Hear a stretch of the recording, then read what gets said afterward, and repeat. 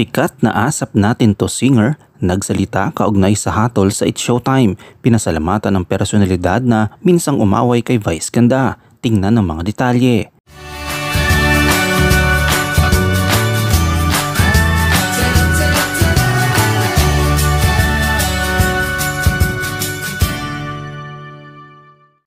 Nag-guest ang isang ASAP Natin To singer sa radio show ng isang personalidad na minsang kinalaban at tinira si Unkaboggable star Vice Ganda ng It's Showtime. Sa isang pagkakataon ay si Eric Santos ang special guest sa programang Christopher Minute sa radyo 592.3 True FM na Christopher Min at Romel Chica nitong Martes, September 5 ng tanghali at nagpahayag ito ng kanyang saloobin tungkol sa 12-day suspension ng programang It's Showtime na ipinataw ng Movie and Television Review and Classification Board. Hininga ni Christopher Min ang reaksyon si Eric Santos tungkol dito. Si Eric Santos ay bahagi ng It's Showtime dahil sa isa siya sa mga hurado ng tawag ng tanghalan. Sa kanyang pahayag kaugnay dito ay sinabi ni Eric, "Nabasa ko nga po yan, Nay. Actually kagabi bago ako matulog, nalulungkot po ako bilang part ng Showtime kasi po isa ako sa mga hurado ng tawag ng tanghalan.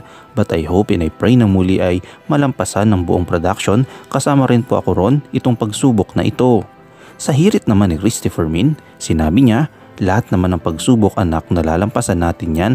At kanina nga, nag-issue ng Showtime, si Konsehal Jong Hilario ang nagbasa na habang hindi pa po nagiging pinal ang desisyon dahil may MR or Motion for Reconsideration sila at may MR pa rin po sa Office of the President sakaling hindi tanggapin ng MTRCB, tuloy-tuloy pa rin po sila sa pagbibigay ng saya sa ating mga kababayan.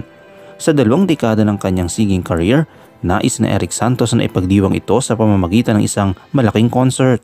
Gaganapan ito sa SM Mall of Asia Arena sa Pasay City sa October 6 ngayong taon, 8 p.m.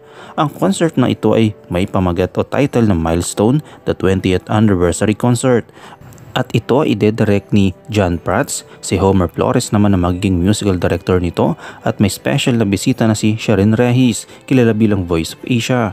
Ang payo ni Eric Santos sa lahat ay sinabi pa niya, "Sa mga taong kumpleto pa po ang magulang na continue honoring your parents kasi hindi mo talaga alam kung hanggang kailan mo sila mayayakap, kung kailan yung last time na masasabihan mo sila ng I love you at kung kailan na time na maipapadama mo sa kanila kung gaano mo sila kamahal."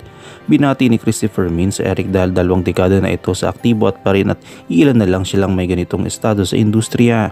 Sabi ni Eric Santos ay hindi niya malilimutan na mahigpit na bilin ng kanyang nanay. Nitong nakaraan nga lamang ay naging malungkot ang mga araw ni Eric Santos dahil sa pagpanaw ng kanyang ama.